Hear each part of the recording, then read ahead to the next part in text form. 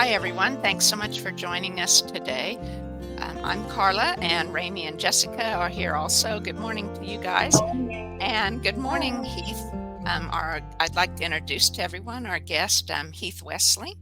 And I'm going to read a little bit about him so that you know what he's about here and why we had him on. Heath Wessling, is a heart-centered entrepreneur focused on wellness, local economic.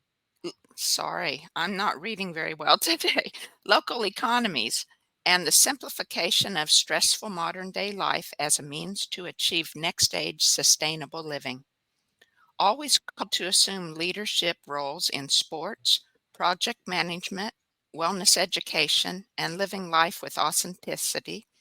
He uses his perspective gained through traveling the world and 3 years living and working in London, England, to provide holistic guidance toward personalized, natural, and effective solutions. He has been immersed in the wellness industry for the last 15 years, starting with managing the wellness program implementation team at Cerner Corporation before having very strong visions and spiritual energies pushing him to create a localized network that benefits our community, and which first phase manifested into a holistic wellness center called the Kansas City Wellness Club. And I know that's where Ramie and Jessica became acquainted with him, or more acquainted with Heath there. And he describes himself as an empathetic bridge builder using universal objectives such as unity, courage, self-sufficiency, and freedom as his compass. So that's beautiful. And there. Thank you, Thank you so Carla. much, Heath. Thank you. I'm Yeah. sorry I butchered reading. I'm a little distracted, I have to tell you. This time of spring, we have a big garden and we have 1,000 crowns of asparagus, and it's been raining for 3 weeks now. And it's like, so the weeds are taller than the asparagus. And so I go out every morning and it takes me about an hour and I walk through, and today it's just been so much that the weeds are so tall that I've started pulling a bunch of them. And so I love the cleaver's weed. It's bright green and it kind of has whorls of petals, and but it clings to you. I use it. I pick it every morning in the spring and put it in my blender and use it for a liver detox. It's really good for you. But in pulling all those, then my arm is covered with kind of a rash this morning from the clinginess that's caused there. And so I'm distracted by doing that. And but it's all good. Does that I mean got all very the show guests and hosts are going to get some asparagus afterwards? Is that Yeah. where you're going? that would be great, wouldn't it? We were hoping of what we've decided to do. We only use organic pesticides, and we don't use any weed control except for pulling them.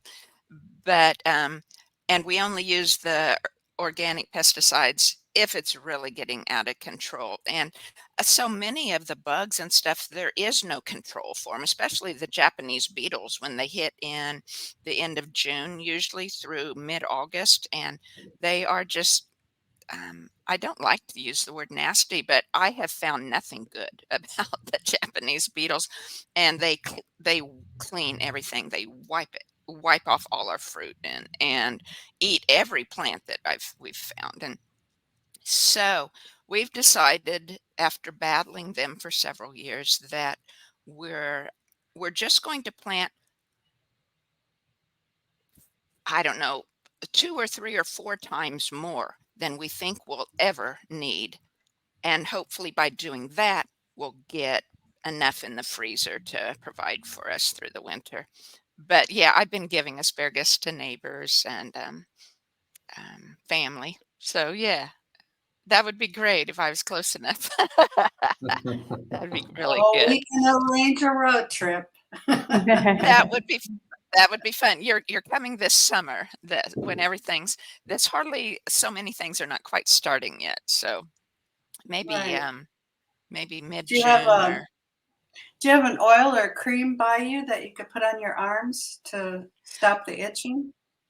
I didn't think to do that before. I have some, yeah, I make herbal, I grow Yeah. the herbs and then I make the herbal salve, and I do have something that would work wonderfully for it, but I didn't get in here after picking asparagus in time to I was totally soaking wet, and so then I had to change clothes and change socks and shoes and everything, and I just got time to grab a glass of water here and sit down. So so That's good. anyway, Well, I love and asparagus. Where we grew up in Iowa, we had wild asparagus growing in the ditch. We were outside out in the country on a gravel road, and so we felt pretty lucky to have some just some wild patches growing around us. And yeah, now's a great time. And imagine with all that rain yesterday that those weeds were pretty high, Carla. oh, they are, yeah, and we use horse manure compost over most of the garden, and the bad part is that after like 3 years of horse manure compost, it's all decomposed, and everything that the horses eat is now growing. And so this year we were not, with all the rain, we were not expecting the overgrowth of weeds that we have. It's just, and a lot of them are good. Like my comfrey, I have a huge comfrey patch and it went to seed, so it's coming up in the asparagus. I do not want to let it grow in the asparagus, but then you have some not helpful weeds like pokeweed. Some people have said it's really good to eat, but it's like you have to boil it 3 times before you can eat it because otherwise it's poisonous. And so I just want to throw it out of the garden. And Wow. but yes, that's awesome to have it along the road wild. Very I feel for awesome. the people who had to go through the process to figure out that you have to boil that thing 3 times before you can eat it, right? You know, everybody who Right. That's part of that right. learning process. Gosh. That Um, was a hard curve, wasn't it? I don't know why this came up, but just culturally, I never even heard of asparagus until I was definitely away from home. My parents never, what country does it come from? Do you know? My parents Oh, never introduced it. So I yeah, have we I never, have no idea. yeah, we never had it. And then um, someone offered it some dinner or something, and I love it. And I think only one of my children like it, but they're like, what, like, what is that? Because it's funny how you grow up and you just don't even see asparagus in your life until, someone introduces it to you. But yeah, I was that way it's with really, avocados. yeah, It's yeah, that's yeah, it true. was like And I grew up on a it's farm and my parents grew up on farms and we had anything you could grow yourself, and it was like living in central Kansas. It was like, there's no right. avocado trees, No, this and I had no avocado. idea. Yeah. Right, right, yeah. Um, I forgot. Oh, and when I started the blood type diet, it'll be 20 years this year, I think, or 20, anyway. But I was reading, the blood type diet, it's all about keeping yourself alkaline. And in the beneficial foods, because there's 3 categories to the blood type: beneficial, neutral, and poison. And so the beneficial was asparagus. And I was like, wow, cool. And so I eat it whenever I can. And I just made a soup with it, and lemon and rice and carrots. I, My you know, God. I, Oh, I that'd be know good. it is. Yeah, And I so have to try that. yeah, it's really simple. A vegetable stock, and then you can rice and onion and whatever vegetables you want, and Mhm. asparagus. Yeah, it's really good. And a touch of Yeah. lemon.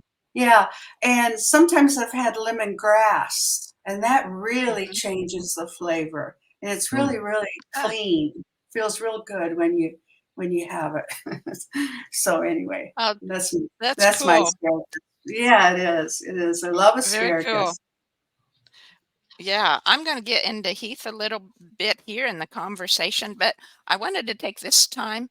I pulled a oracle card just so everyone knows for the podcast, and I had read through Heath's bio before that, and the word unity there had caught my eye, and um, I pulled the Hawthorne card, which is about unity.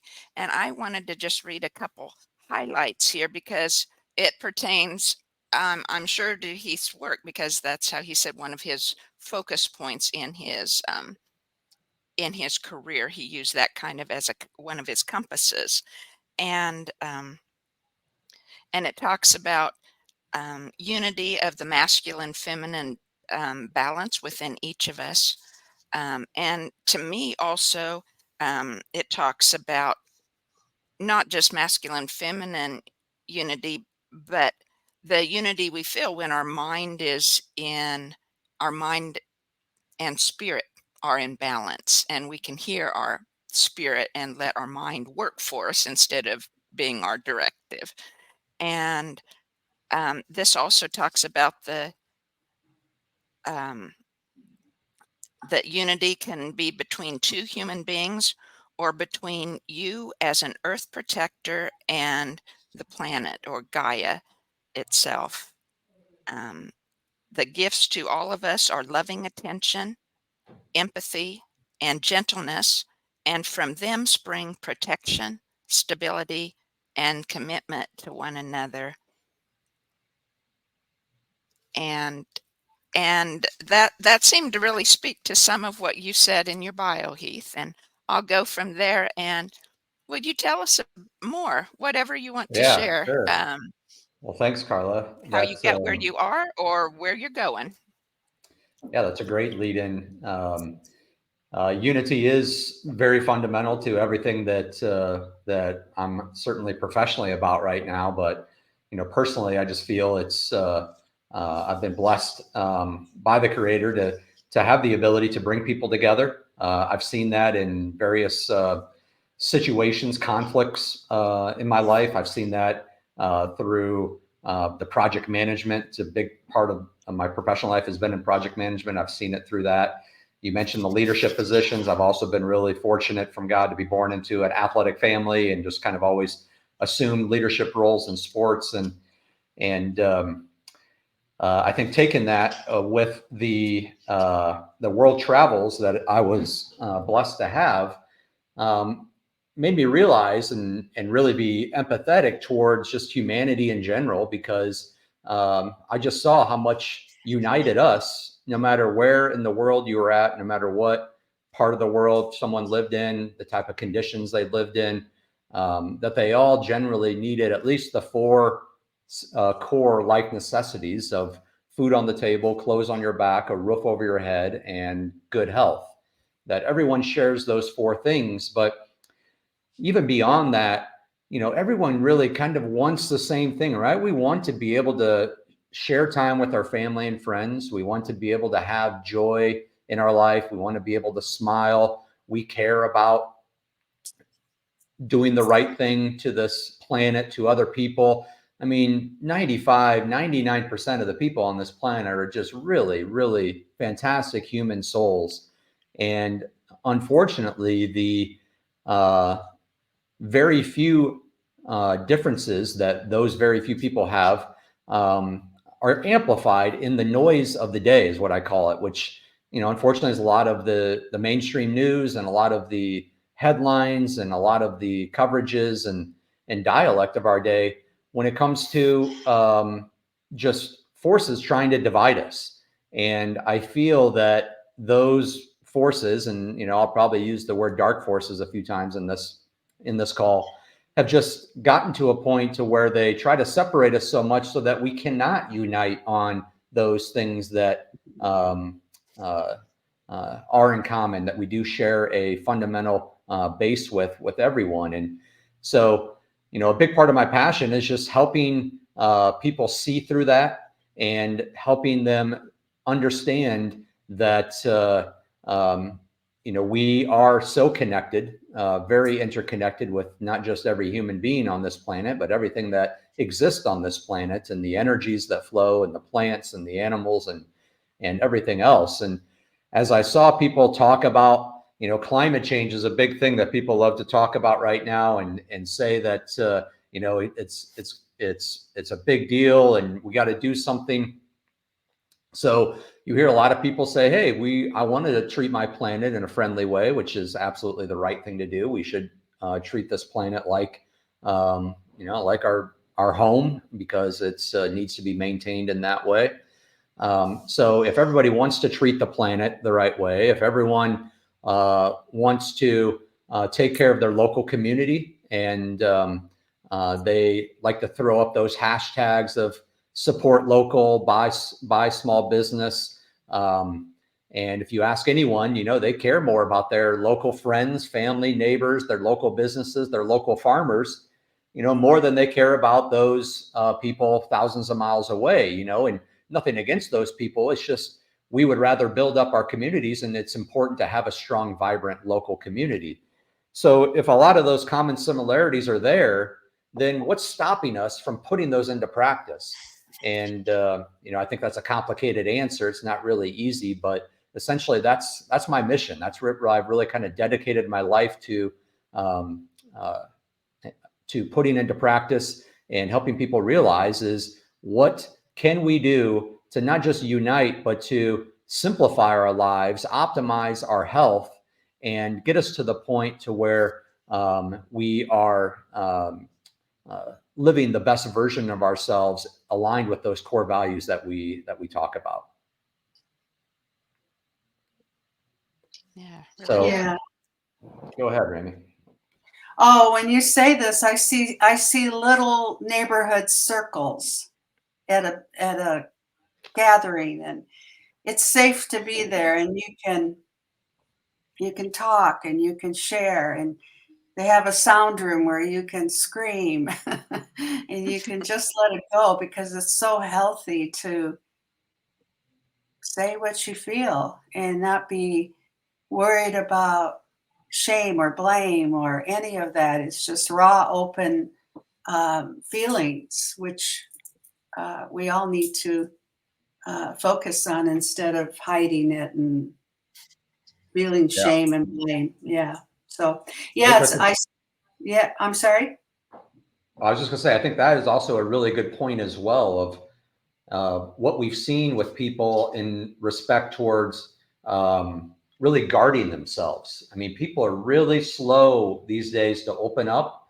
They're really slow to trust others. I think we have lived through, especially these last 20 years, just really difficult times in trying to trust authority and trust information that gets sent to us. So people are really skeptical right now, and human nature just hates to be exposed for, a fallacy that we may have, or a belief that is not accurate or true. So I think it is really hard for people to open up. So that does present an extra challenge to this effort.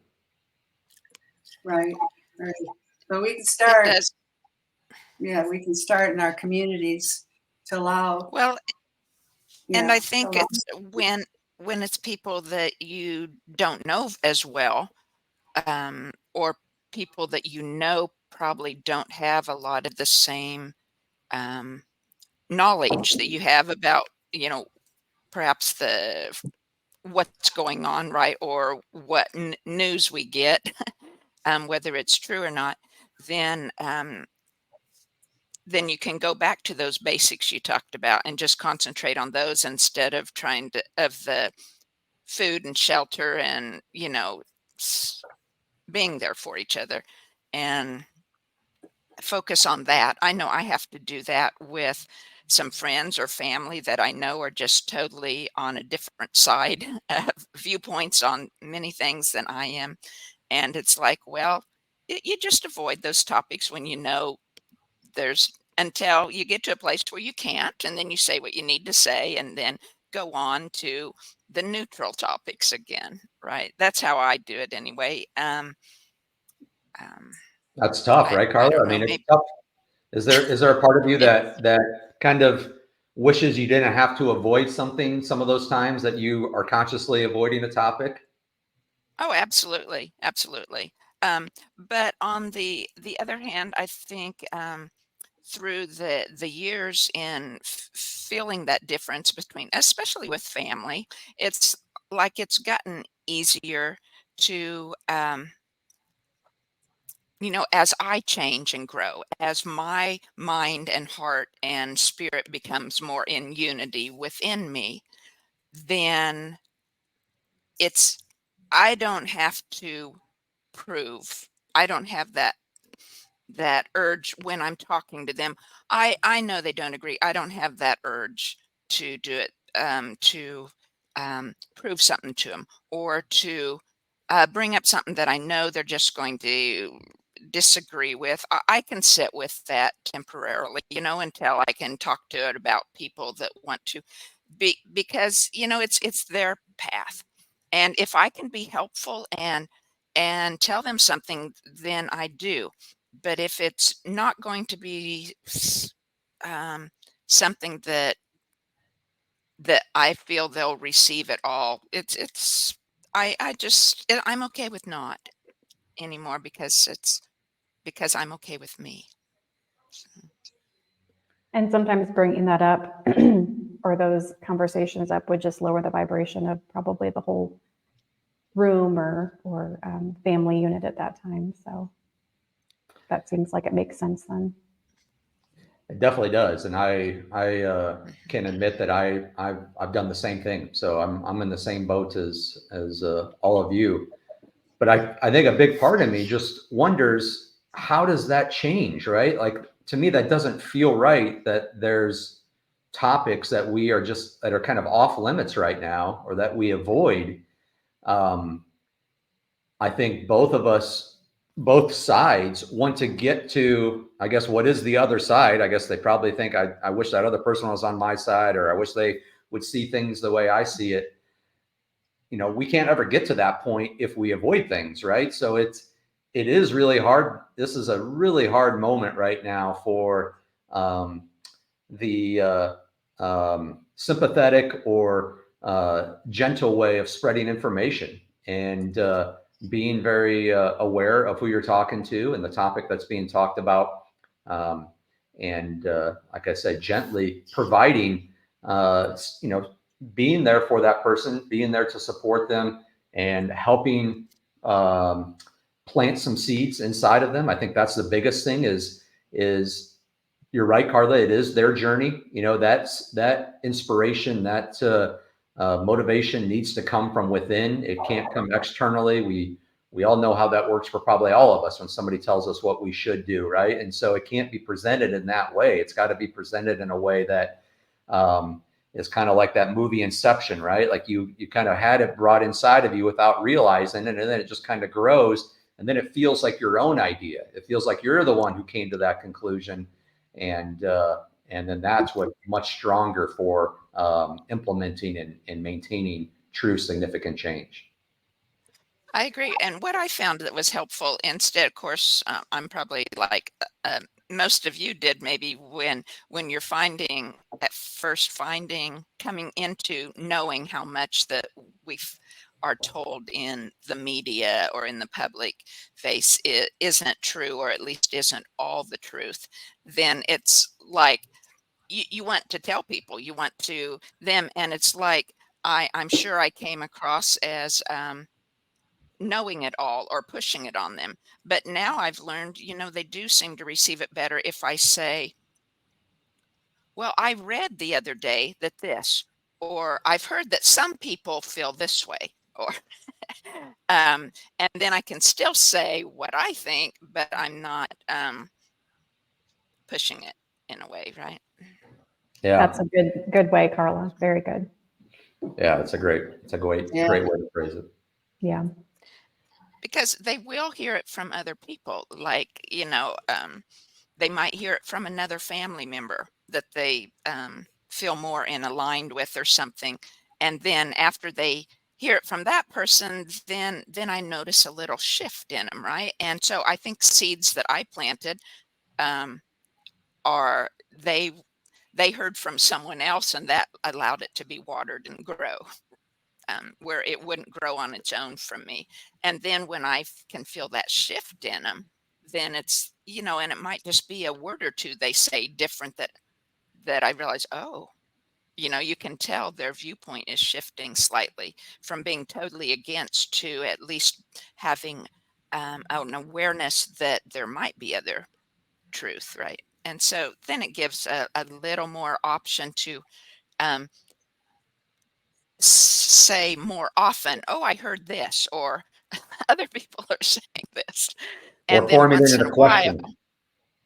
yes, and once in That a helps while, too. it's fun. This happened to me, and that's why I believe it, right? Or that's why I feel the way I do. Yeah, definitely, Heath. If you form it in a question and you kind of get them to think, or, you're kind of forming it as if, hey, I wonder myself, why does this, why are these dots connected here? What significance could that have?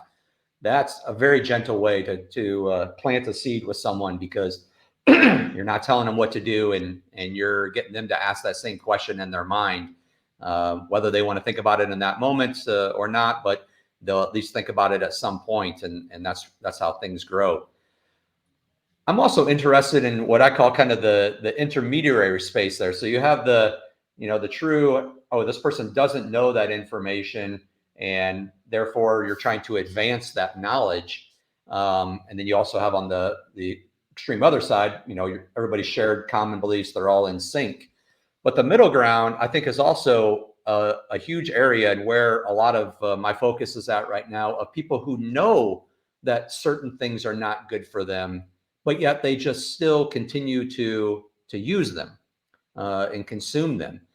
I think we're really, really far along right now in understanding that, unfortunately, most of what we see in a big, huge grocery store is not just bad from us from a non-nutrition point of view. It doesn't really have a lot of nutrient dense ingredients in there, but in fact, we're noticing that a lot of ingredients that are in there truly do harm our bodies.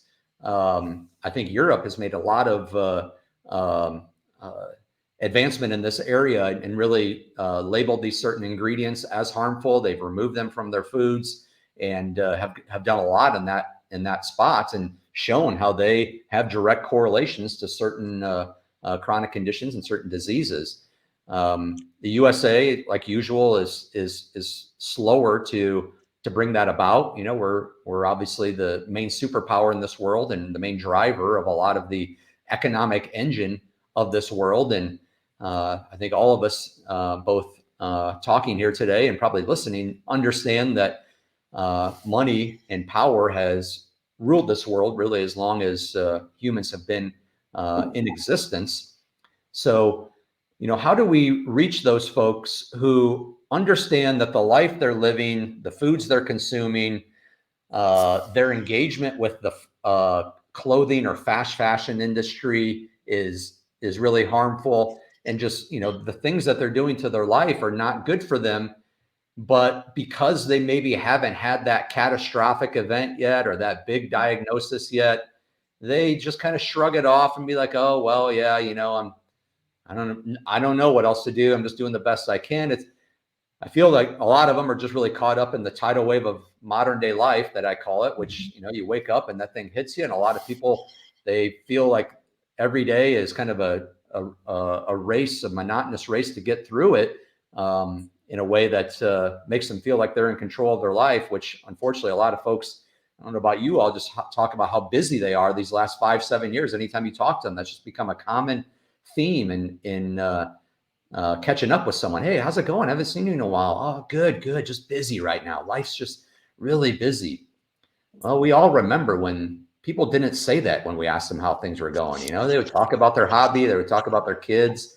You would see the joy in their life, or the pain in their life, but it wouldn't be from a busyness standpoint where it felt like their life was out of control in their ability to manage their day-to-day life.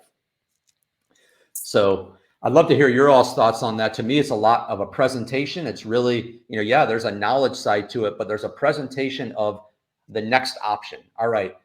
It's not just, hey, you shouldn't do this, or you should put more thought into this. Like, here's another path you can go choose.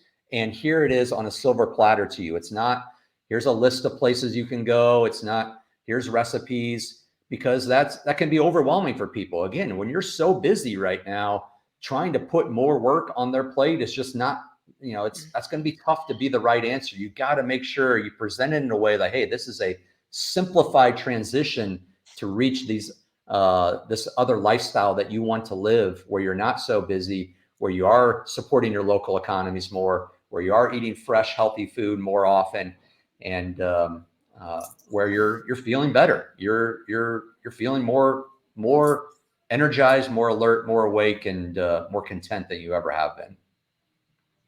I think some of it is people don't understand how much the hurrying or the busy lifestyle is tied into kicking in the fight or flight instinct within us. And with so many of us, the fight or flight never shuts off. You have to really work at it to keep it shut off, or to shut it off once it starts again.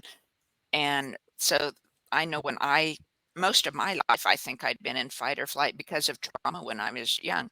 And so I think it's very common like that. So I think it goes back to realizing, maybe if they were told or could realize, hey, that's part of fight or flight itself, just the busyness.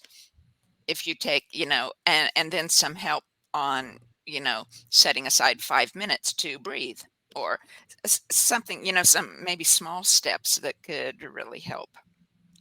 I don't know if that's the way to start or not, but I think it's important at some point of the conversation. Yeah, and from a health coaching perspective, when people, and you can do this on a bigger scale too, like a community or a group that you're influencing.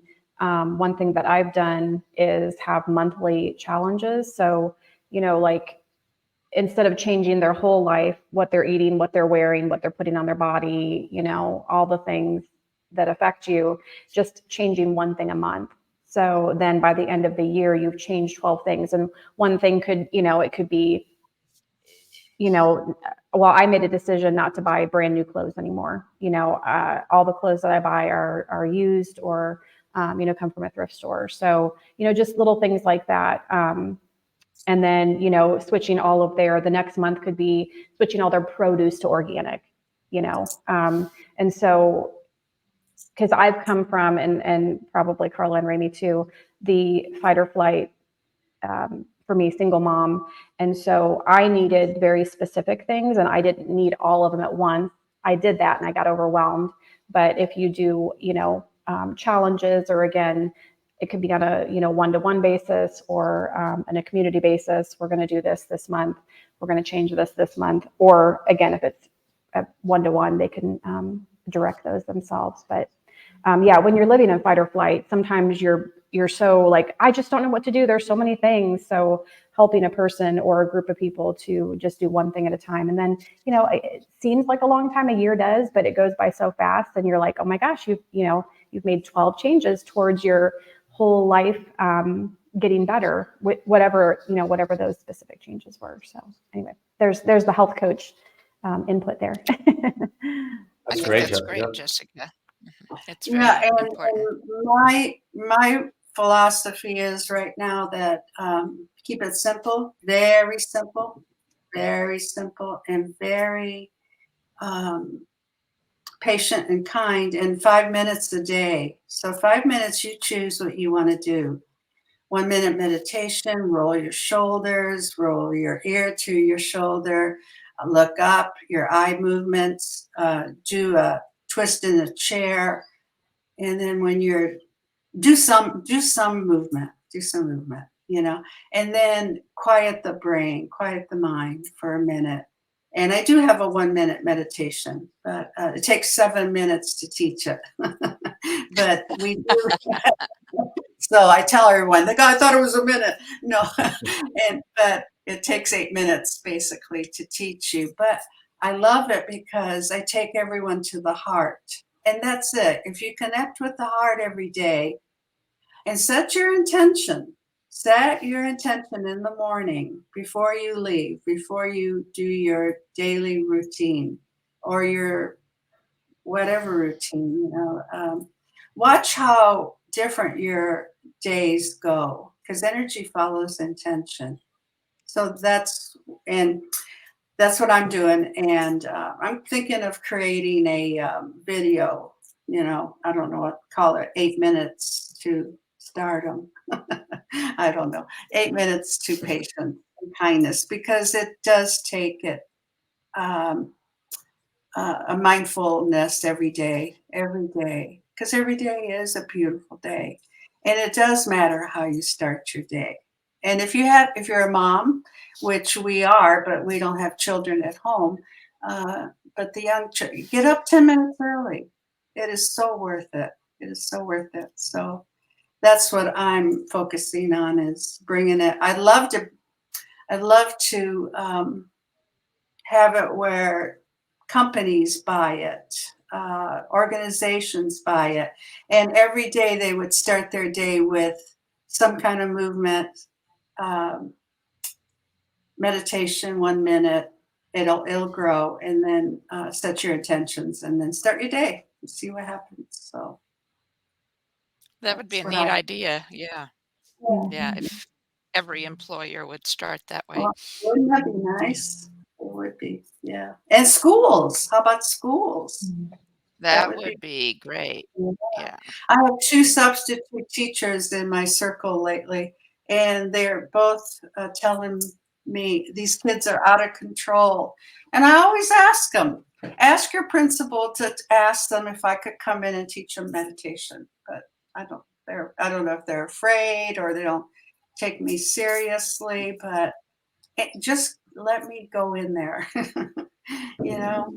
Anyway, Well, this yeah. is, I have to agree with what I hear with what the teachers say. My sister has taught second grade in a town about the size, I don't know, about 20,000 maybe, for 20 years or more.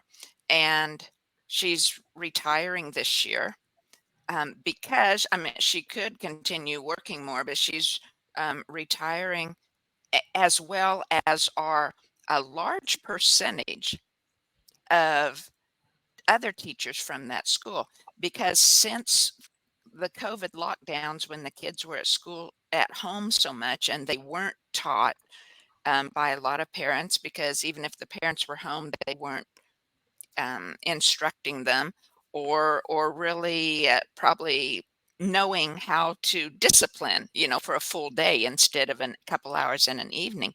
And all the teachers there feel it's just the kids are out of control. They're on a lot of them. The behavior issues are terrible, so much Mhm. greater than 4 or 5 years ago. And the school district doesn't back the teachers. You can complain, but you're back in the situation and nothing is done. And they'll support the parents when the parents complain how bad the teacher was with how they handled things. And it's the public school system is in a really a difficult situation right now, I think, with on how to handle that type, and or they're going to lose a lot of the teachers. And Yes. maybe in the long run, that is good. Maybe more people Probably. would go to Mhm. homeschooling, right? And or to, private schools of their choice where there's more say so, or more, um, perhaps, spirituality guided, um, Yeah, authority. that's I don't mean, totally. you're doing Yeah. this type of authority, but, genuine authority in enforcing respect and, kindness. We still have to address the kids that are left and want to reach Yeah. them because they're probably just as uh, hungry for the quiet, to feel safe, to feel seen, heard, all that, And meditation would, and they're so young.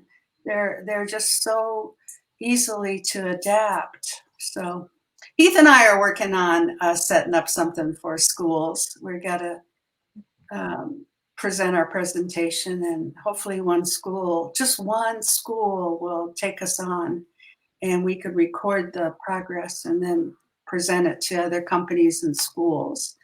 And you know Oh, what? that's awesome.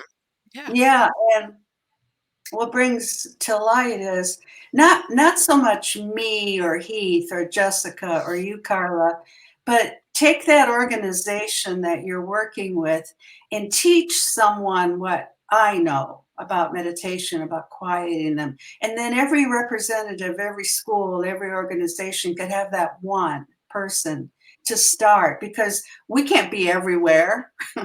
I mean, we could record it, but the whole idea is to teach people just how simple it is to breathe, take some deep breaths, quiet the mind, go to the heart, set your intention, and start your day. Someone just needs to be taught that. It's not even woo-woo. It's just peaceful sense, you know? It's just, the world needs it. And I think that's how we're going to change, is little by little, minute by minute. So that just came to mind why we're here, taking that one key person on every organization and school and salon or gym or, the world. Yeah, one person at a time. So yeah, we're going to change the world. Well, that intention setting So is very important. I mean, it's definitely been proven over and over, and it can be applied in any situation. So I really don't know why any group leader of any sort of industry would not want to start their project or their day or a meeting, a big moment with that type of intention setting. It's great for leveling the playing field, getting everyone focused, helping them maybe release some energies that they brought into that meeting or into that morning into work that they shouldn't bring in. They should just leave that at the door. So it's been proven very successful, and I also wonder why more schools do not do it. But there's a lot of questions I have about schools, so that's not the only one. yeah, for sure. Yeah, I think, gosh, if I could go back, if I could know what I know now when my boys were little, right? Then, if I could have done something different. And Well, that was my journey, right? That was their journey. And but we have the opportunity now. We can change everything now, right this That's very right. minute. That's right. Give me a school. I feel like walking in and just saying, "Hey, listen to me for a minute." Of course, they'll call the cops or something, but hopefully not. Just listen. But anyway, you the point. Yeah, I think we're going to get something going. I hope so. That's really awesome. So, Heath, like in your bio, you had said phase 1 was the KC Wellness Club, and I believe that closed right a few weeks ago or a month or two ago. Correct. So is this plan with Ramie's? Is this leading into a phase 2? Well, Ramie definitely knows that I really care about kids, children, influencing them, getting them on the pathway of wellness from the early start. I know Ramie's heart's in the same place, and so we definitely share in that objective. The next phase for me personally, this is really kind of the first public appearance I've had since the Wellness Club closed. It's been quite a last few months dealing with the closure of that business and leaving the building. I was very entrenched into it. There was a lot of articles that were very entrenched into it as well. And ultimately, I want to, the Wellness Club was created as it was, simply put, it was meant to be a magical place that would help people realize there's other alternatives out there to that rat race of life where they feel so busy and they're going down the unhealthy pathways over and over because that's kind of all what they've always known. So that was the big, really overall mission of the place. It kind of was brought to me from a vision, and not so much I set out to build a brick and mortar wellness center. So there were several reasons why it needed to close. And, one of the reasons is that it kind of developed mostly into a spa salon type of place, and therefore wasn't producing a lot of that transformational change from a mindset, from a lifestyle point of view, from a knowledge standpoint that really means the most to me. Another reason is that I just continue to feel pulled to go push harder on the local economies aspect of it, and helping people transition their repeatable engagement that they have with their food needs and the repeatable engagement they have with their clothing needs, and their health needs in ways that take them out of their current kind of buying cycles or their mindset of, gosh, I got to recreate the wheel every day or every week, and kind of just helps put that into their life. Hey, where are you at from a sustenance point of view? Where are you at when it comes to the meals that you eat primarily for sustenance? I'm not talking about going out to eat on a date night or something like that. Keep that part of your budget away. Go enjoy that time. That's really important in a lot of areas too of your life. I'm talking about the 80% or more time that you're just eating meals throughout your day because we have to be nourished to live healthy, vibrant lives. And what I've found as I talk to people about this is, generally speaking, people have about 10 meals that they eat for lunches or dinners on rotation, that they might mix and match it a little bit, maybe sprinkle some different ingredients in one week and try something out, which is great. That's fantastic for the creative part of the brain. But what I'm getting to is, if everyone knows that, hey, you really have about 10 types of meals that you like to consume for your sustenance needs, let's just obtain that information. Let's find out any ways that we can nutritionally enhance those meals without greatly altering the taste. And then let's just find local systems to provide those meals from local farmers, get those meals prepped and prepared by local meal prep businesses, and then get those delivered to you either at your door if you want to pay for the delivery fee, or ideally brought into these wellness centers that are existing around the cities. And they may be spas or salons, but places that provide holistic care so that people can start to see everything in one aggregated group of picture. So they can go and get a nice massage, an energy healing session, some skincare, some natural-based skincare, and then walk home with 10 meals or 15 meals for the next week or two that they know they are supporting their local economies. But in the process, they just have checked off, not just one box, right? 10 to 15 meals is a lot of boxes to check off of thinking about a meal and going to grocery shop and wondering if you're buying the right ingredients. And so again, it's aligning with what I hear people have as their core values and how they want to be living their life. And so you're just really just helping them from a presentation layer say, hey, this is the option you can choose that checks those boxes that you want right now for a transformational shift in the way you live your life and the way your buying power through your every dollar that you spend, which is your incredible power that you hold every single day. In every transaction that you make, you are voting for the world that you want to live in. So to me, that's a big part of where I wanted this to go to.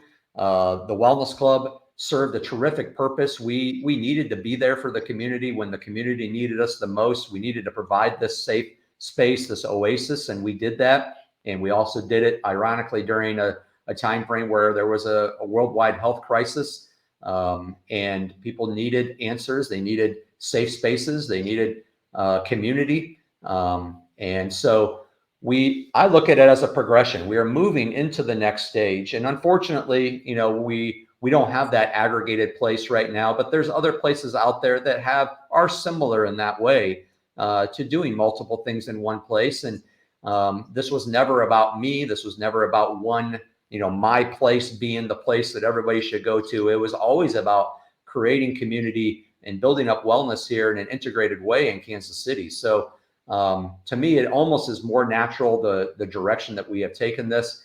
I wish it wouldn't have happened the way it did happen, because it also was not financially sustainable down in the historic building. And, coming through the first 2 years of our lives being in the pandemic world, it's just really tough to get a very large operation off the ground. And we did an incredible job. Ramie and the staff down there just did an amazing job breathing life into that vision every day and providing just incredible memories for so many people and incredible changes for so many people. And that's when I knew that, hey, we're doing the right thing. When people would tell me, hey, I was in this space before, now I'm in this space, and I'm not looking back. That's what I want more of. And so to me, I needed to find a way to enable those systems, but be more on the front lines when it comes to education, when it comes to information and that simplified guidance. So, I'm kind of throwing my hat in the ring to become a coach as well, and a holistic coach, a nutrition coach, and really want to just kind of put my voice out there towards the objectives of educating people, and just pray that those skills of being able to do it in gentle ways, unifying ways, ways that talk about self-sufficiency and values that we all share, trying to find win-win scenarios for everybody. That's where I want to take this next step and use what we accomplished at the Wellness Club as a springboard onto this next part.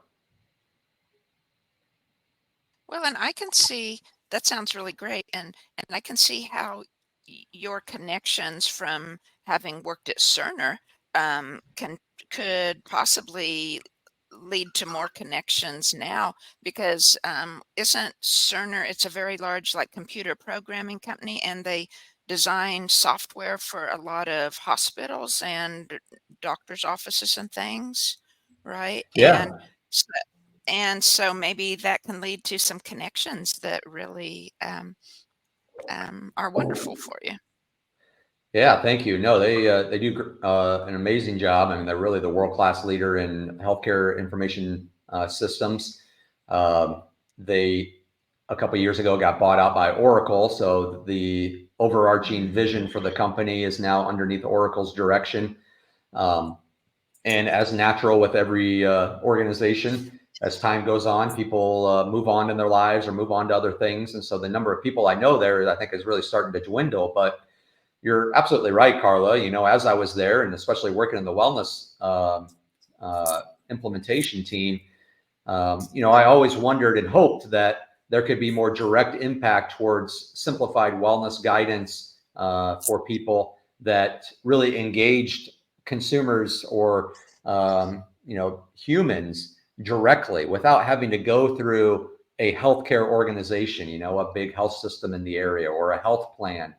Why not just engage directly with that person and provide that guidance? And so, they made a lot of strides. I don't know where wellness is at right now in their blueprint and in their delivery model, but certainly there were a lot of connections that were made, and some with local healthcare systems here. And again, the way I do things, like I look back on my career, and pretty much everything I involve myself with professionally is cutting edge-esque, like it's not going to just do something that's always been done, and I'm just this player pushing the buttons and moving it along.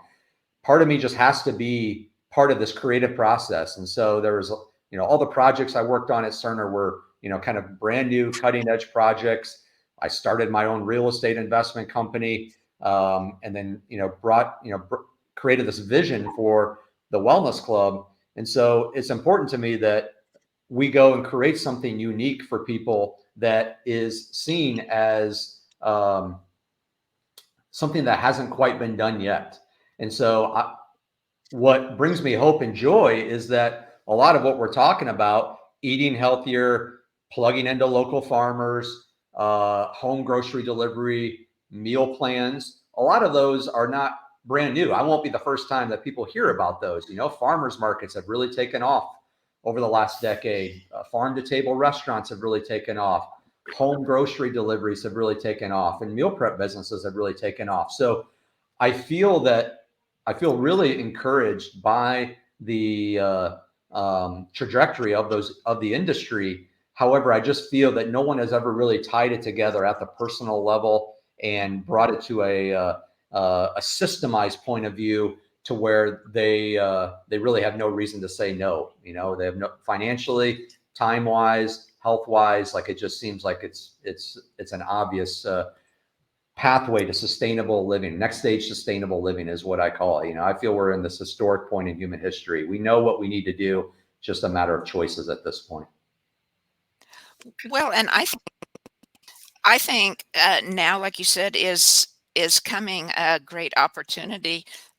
The economy isn't doing as well. There's predictions, you know, for more layoffs or other things coming within the next year, year and a half. And it's like, I think, instead of viewing it as a difficult time, right, with lots of problems, we all need to view it as with creativity, with determination, and with asking for divine guidance, right? Okay, how can we make this awesome? How can we meet the needs of people to help guide them to a better understanding of of the health and life, right? Quality of life. Right. So This awesome. what comes to mind is KC Wellness Food and Wellness Club. Open a restaurant. Let's get these highfalutin corporations to give us money and let us open up a restaurant using all the food that's local. And Jessica could teach her classes, and Heath, you could be your wizard, and Carla, you could do biofield sessions. I mean, we need a restaurant. You know, Kansas City, you have to get them through their stomach, because we tried the other way. And people love food, and so tie it all in. So anyway, yeah, you never know. Very cool. You never know. Very cool. A coffee shop in the morning, a restaurant during the day, have some event space so classes could go on, and I could teach my 10-minute movement, my meditation, and, you know, because there's a lot of dead time in restaurants. So, you know, anyway, good thoughts. Yeah, it is. It is very good. And we're about at the end of our time here. Heath, is there anything else you'd like to leave us with or to speak about before we close? I would say